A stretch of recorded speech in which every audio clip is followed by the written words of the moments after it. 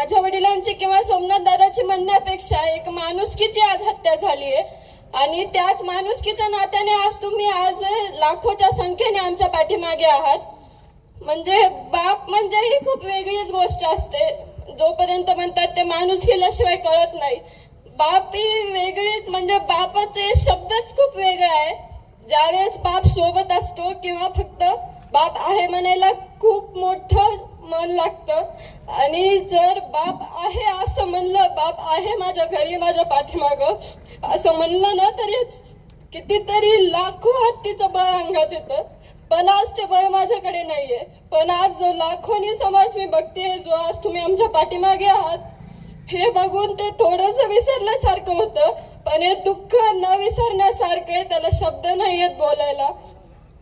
आणि माझे वडील आज जिथे कुठे असतील त्यांचा आशीर्वादाचा हात किंवा नम्रता, आता शब्द पण नाहीयेत की त्यांची ती प्रेमळ भावना, त्यांच्याबद्दलचे आमचे विचार, त्यांचे स्वप्न आमच्याबद्दलचे हे कायम असेच राहतील. आणि त्यांना सुद्धा सांगते की जे तुमची शाबासकीची थाप आहे ती कायम आमच्या पाठीमागे राहू द्या. आणि आज चाचा, मी, आमचं कुटुंब, गावकरी आणि तुम्ही सर्वजण आज न्यायाच्या भूमिकेत आहात, न्याय मागतायत.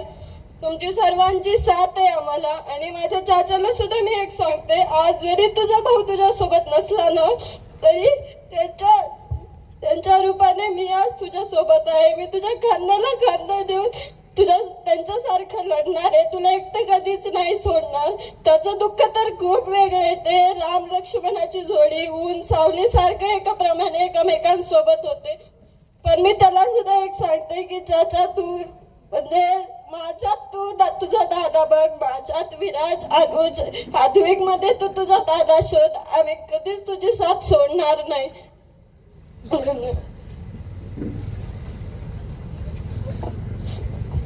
वैभवी हे अश्रू सरकारला नक्कीच जाग आणून देतील. आमचे सर्वांचे अश्रू सरकारला जाग आणून देतील.